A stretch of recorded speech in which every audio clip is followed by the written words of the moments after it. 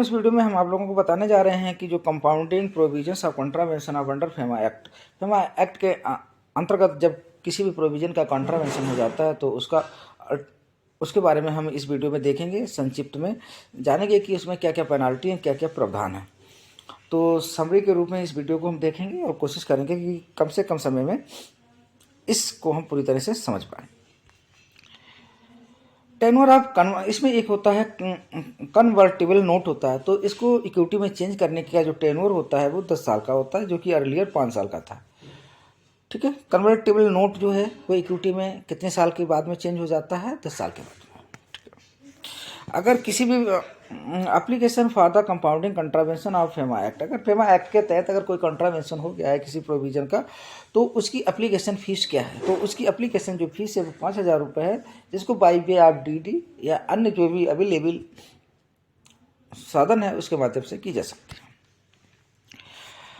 Next हम बात करते हैं कि if the contravention is ascertainable,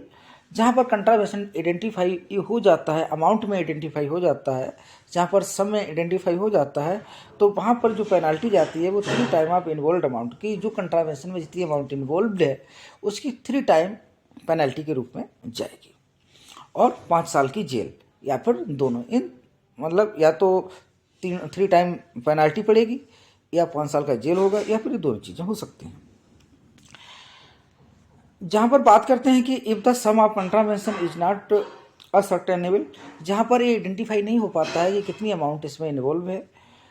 यानी उसको पैसों में, रुपयों में, अंकों में नहीं आंका जा सकता है, वहाँ पर जो इसकी पेनाल्टी रहेगी वो 2 लाख रुपए की रहेगी। नेक्स्ट हम बात करते हैं कि जब हम कंपाउंडिंग के लिए 5,000 रुपये की फीस के साथ में एप्लीकेशन फाइल कर देते हैं बिफोर द रिस्पेक्टिव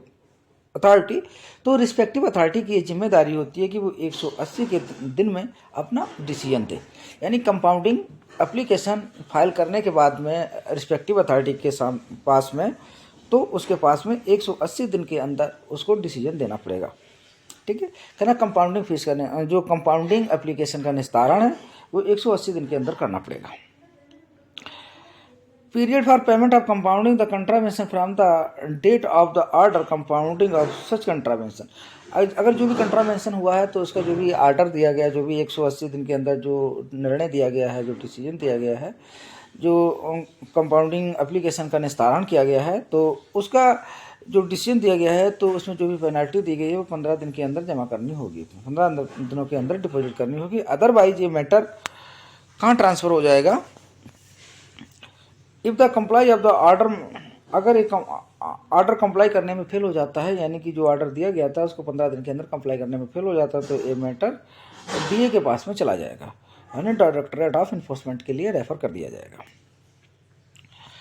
अब आगे बात करते हैं कि where the contravention is continuing further penalty which में एक्सटेंड, कहने का मतलब है कि जब एक बार कोई कंट्रावेंशन हो गया था और उस पर आपको उस पर पेनाल्टी भी मिल गई है, मतलब ये जो कंट्रावेंशन हुआ था उस पर पेनाल्टी भी मिल गई है, उसके बावजूद भी अभी भी कंट्रावेंशन चला जा रहा है, तो जिस दिन को ऑर्डर मिला, जिस दिन को एक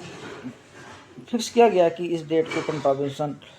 आपने किया है, तो अगर उसके बाद में भी अगर कंट्रावेंशन जारी रहता है तो 5,000 रुपये पर डे के हिसाब से after the first day of during which the contravention continue, कि जिस दिन कंट्रावेंशन कंटिन्यू हुआ उसके नेक्स्ट डे से 5,000 रुपये पर डे के हिसाब से पेनल्टी देनी पड़ेगी। अब बात करते हैं कि जो कंट्रावेंशन की जो कंपाउंडिंग की अथॉरिटी है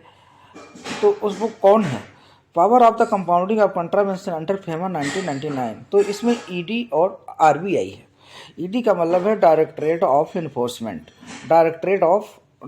of enforcement and reserve bank of India इसकी कंपाउंडिंग के लिए अधिकृत अथॉरिटी है। नेक्स्ट सवाल ये है कि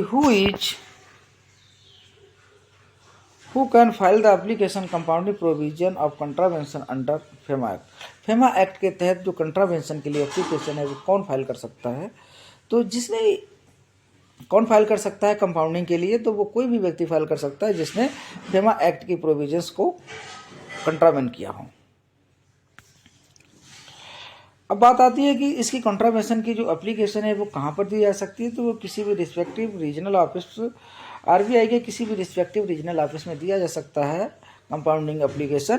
जहाँ पर वो कमिट हो या जिस रीजनल ऑफिस के अंडर में, जिस रीजनल ऑफिस के ज्यूरिस्डिक्शन में कंट्रावेन हुआ हो। और साथ ही एफईडी फॉरेन एक्सचेंज डिपार्टमेंट को सेल न्यू दिल्ली में भी इसको किया जा सकता है।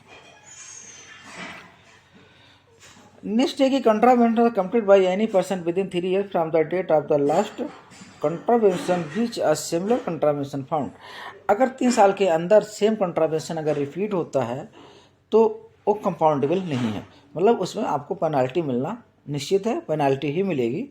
यानी कहने का मतलब सिंपल सा हो गया कि एक बार जो भी आपने उल्लंघन किया था, सेम उल्लंघन अगर आपने 3 साल के अंदर फिर से कर दिया तो वो कंपाउंडेबल नहीं होगा, उसके लिए आपको पेनाल्टी देनी ही पड़ेगी। अगर ये 3 साल के बाद में if the contravention happened after 3 years from the last committed contravention, जो लास्ट में कंट्रावेंशन कमिट किया गया था उसके अगर 3 साल के बाद में कंट्रावेंशन, सिमिलर कंट्रावेंशन फिर से अगर कमिट होता है तो वो एक फ्रेश कंट्रावेंशन के तौर पे मान लिया जाएगा, ऐसा अधिनियम कहता है।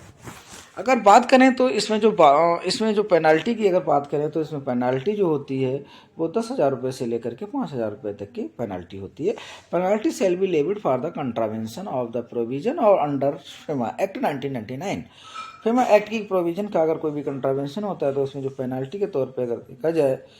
मॉनेटरी पेनाल्टी के तौर पे देखें तो 10,000 रुपये से लेकर के 5 लाख रुपए तक की इसमें पेनाल्टी जाती है। थैंक यू दोस्तों, अगर वीडियो अच्छा लगा